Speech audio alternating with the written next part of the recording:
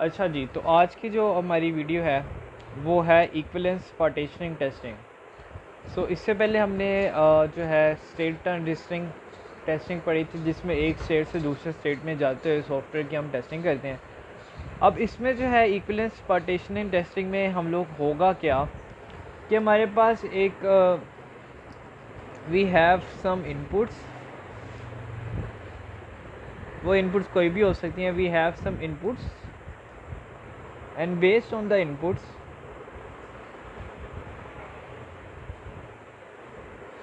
inputs we have some output।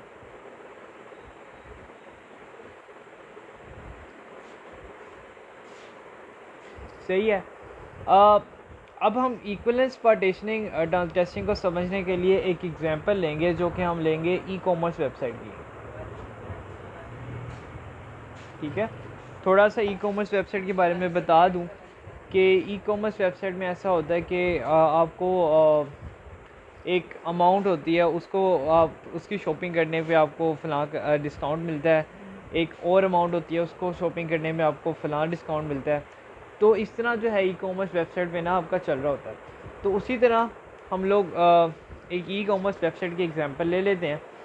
हम कहते हैं कि अगर एक यूज़र है, यानी कि कोई भी कस्टमर है, 1 से डॉलर्स में ले लेते हैं अमाउंट, 1 से $5 की टेस्टिंग करता है, शॉपिंग करता है, तो उसको 5% का जो है वो डिस्काउंट मिल जाएगा।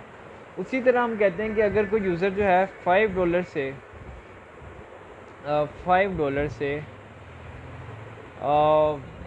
$15 जो है वो टेस्ट कर शॉप करता है, तो उसको मिल जाएंगे आपके 10%।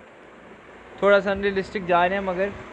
और अगर $15 से आप वो 100 पे जाता है, तो उसको मिलते हैं 12%।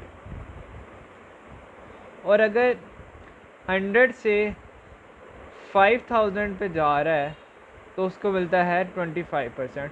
और इसके ऊपर जो है वो शॉप नहीं कर सकता, इसके ऊपर जो है वो सामान ले नहीं सकता। तो अब इक्विवेलेंस पार्टीशनर टेस्टिंग जो है हमें क्या कहता है कि मिसाल के तौर पर हमने, अब ये हमारा एक सॉफ्टवेयर है, ई कॉमर्स वेबसाइट बनी हुई है हमारे पास, इसकी हमने टेस्टिंग करनी है।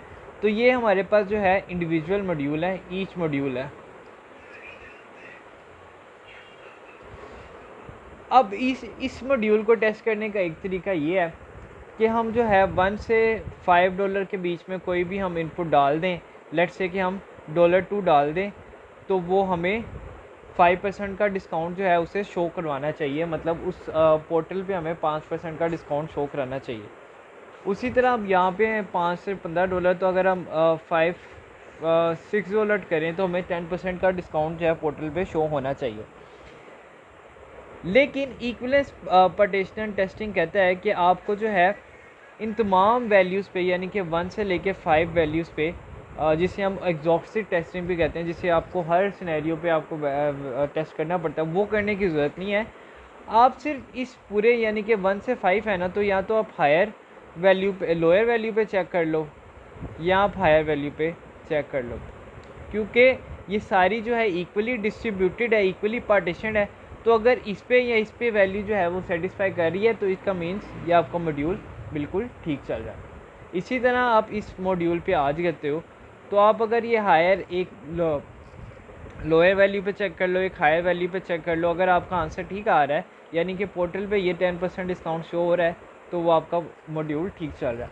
उसी तरह ये और ये इक्विवेलेंस पार्टीशन टेस्टिंग ये भी कहती है कि मिसाल के तौर पे अगर किसी बंदे ने $1 से भी कम शॉपिंग की है, लेट से उसने 0.9 सेंट्स की शॉपिंग की है, तो वो क्योंकि वो हमारी इस मतलब परचेज से ही बाहर है, तो वो ये शो करेगा कि ये आपका अनवैलिड परचेज़ है या अनवैलिड स्टेट है। इसी तरह हमने एक रिस्ट्रिक्शन लगाई है कि 5000 से ऊपर कोई शॉप नहीं कर सकता। तो अगर कोई 5500 की कोशिश करता है, तो वो भी अनवैलिड स्टेट है। तो इसका मतलब ये हुआ कि हमें इसके $1 से नीचे वालों की टेस्टिंग भी करने की ज़रूरत नहीं पड़ी, और 5000 से ऊपर वालों की टेस्टिंग भी करने की ज़रूरत पड़ी। तो हमारे पास नंबर ऑफ़ टेस्टिंग जो है वो भी रिड्यूस होगा। ये इसका फ़ायदा है, नंबर ऑफ़ टेस्टिंग रिड्यूस। ठीक है। इसके अलावा जो है इक्विवेलेंट टेस्टिंग में होता क्या है कि हाँ, एक तो हमारे पास नंबर ऑफ़ टेस्टिंग रिड्यूस हो जाती है, यानी कि नंबर ऑफ़ टेस्ट केसेस जो हैं वो कम हो गए हैं। इसके अलावा जो है मैंने बताया कि जैसे आपको हायर और लोअर पे आप टेस्ट कर सकते हो, बाकी सारी वैल्यूज़ जो है आपकी वैसे ही कंफर्म हो जाएगी। और